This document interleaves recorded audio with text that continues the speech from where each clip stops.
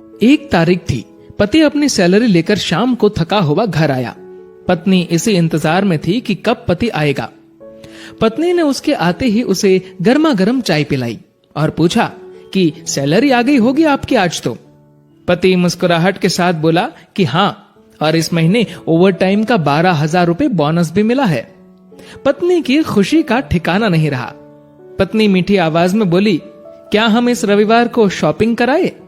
तो पति बोला कि ठीक है, लेकिन सिर्फ एक शर्त पर, कि यदि तुम हफ्ते में कम से कम एक बार मेरी माँ से फोन पर बात कर उनका हाल पूछोगी तो। पत्नी ने दबी आवाज में हाँ कर दी। पति सिर्फ ये चाहता था कि उसकी माँ और उसकी पत्नी के बीच जो भी अनबन है वह दूर हो जाए।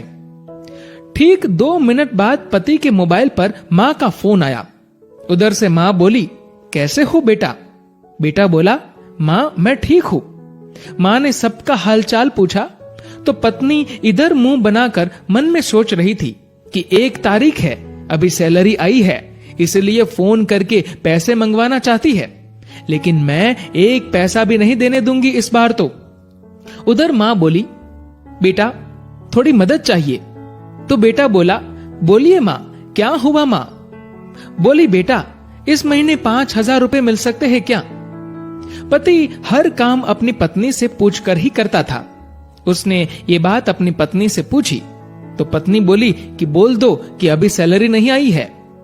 बेटे ने माँ से कहा कि माँ अभी सैलरी आने में टाइम है। माँ बोली, बेटा कैसे भी करके भिजवा दो प्लीज, हॉस्पिटल में इलाज के लिए चाहिए। पति ने ये बात पत्नी से दोहराई। पत्नी बोली, माँ से बोल दो कि सरकारी हॉस्पिटल में इलाज करवा ले। पति ने माँ को यही सलाह दी तो माँ बोली, बेटा उधर इलाज सही से नहीं होता और वह ध्यान भी नहीं रखते। इस बार तो पत्नी को गुस्सा आ गया और वह अपने पति से बोली कि बोल दो उन्हें कि हमारे सर पर पहले से इतना बोझ है और अब इससे ज्यादा हम सह नहीं पाएंगे, इसीलिए सरकारी हॉस्पिटल में ही इलाज करवाओ। पत्नी के शब्द बिगड़ गए ये बोलते हुए कि वैसे भी 4-5 दिन की मेहमान है। पति इस बार बोला कि ऐसे तो मत बोलो माँ के बारे में। इस बार पति को थोड़ा गुस्सा आ गया, लेकिन मन को शांत करते हुए माँ से बोला, माँ इस महीने नहीं हो पाएगा, इसलिए सरकारी हॉस्पिटल में ही करवा लीजिए आप इलाज। माँ उधर से भीख मांगने लगी कि बेटा प्लीज 2,000 रुपए तो दे दो। तो पति आंखों में आंसू के साथ पत्नी से बोला कि कम से कम 2,000 रुपए तो देने दो। पत्नी गुस्से में थी, लेकिन जैसे तैसे मान गई और बोली कि ठीक है, बोल दो कि 2,000 रुपए भिजवा देंगे कल। तो इधर पति बोला, सासू माँ आपको कल 2,000 रुपए भिजवा दूंगा।